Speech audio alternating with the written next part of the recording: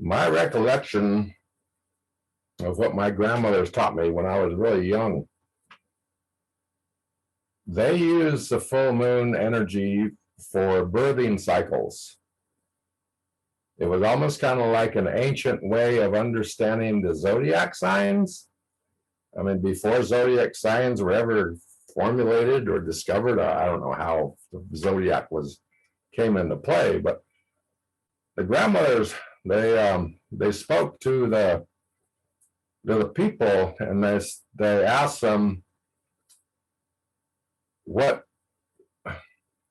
kind of child do you want? Do you want a son? Do you want a daughter?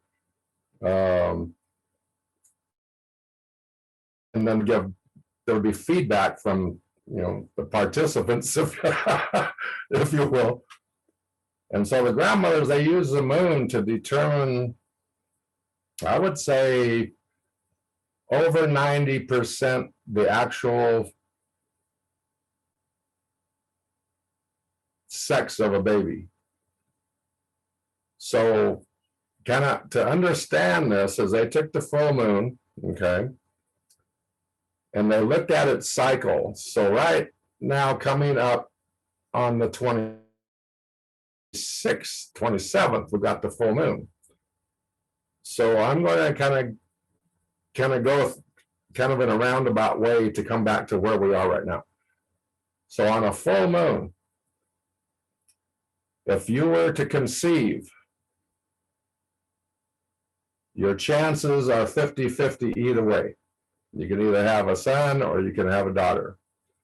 Now, according to the grandmothers, if you go past the full moon, in the first quarter of that moon, from, let's say, 12 o'clock is a full moon, 3 o'clock is halfway, 6 o'clock is a new moon. So if you were to have a child in that first quarter, from 12 o'clock to 3 o'clock in the moon setting, you would more than likely have a masculine child, a very, very powerful leader, if you will. Now, if you had a child between the 3 o'clock stage and the new moon, you would have a son that would be very, very compassionate, very, very loving, very admired, right? And so again, if you had a child at the new moon, it would be a 50-50 chance of whether you're going to have a boy or a girl. The odds are more in favor of having a girl after the new moon, going from the 6 o'clock position up to the 9 o'clock position in that moon cycle. You would more than likely have a child that was a female with a little bit more masculine qualities. That's what we call feminine masculine energy. And so it would that would be where a lot of the grandmother's strength comes from, that kind of like that warrior strength of a grandmother. And so many of them were born in that cycle between the new moon and 9 o'clock. Now, as we go into this phase that we're in right now, we're in the feminine phase of the moon, from the 9 o'clock position to the full moon. And so today is, what is today? I have no idea. The 25th? The 22nd. 22nd? Okay, so if you were to conceive at this particular time, the chances are you would be producing a daughter that has very, very feminine qualities about her. It's almost kind of like a girl that is, what's the right word I'm looking for?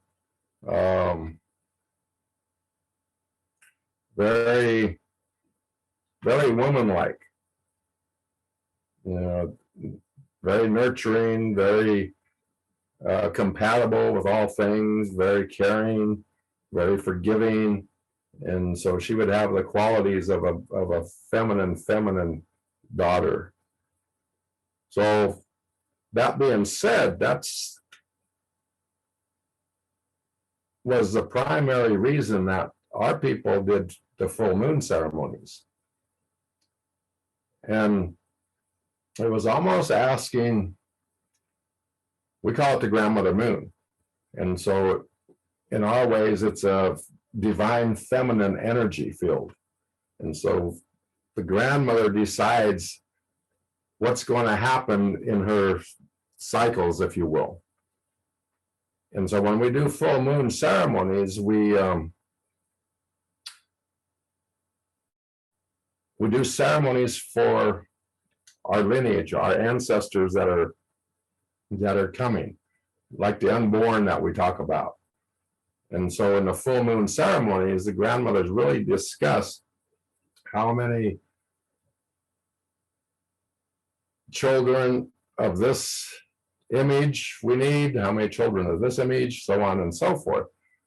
And so it's very detailed instructions to the couples who are going to conceive a child. And so it gives them some guidelines, and it's not 100% fail-proof.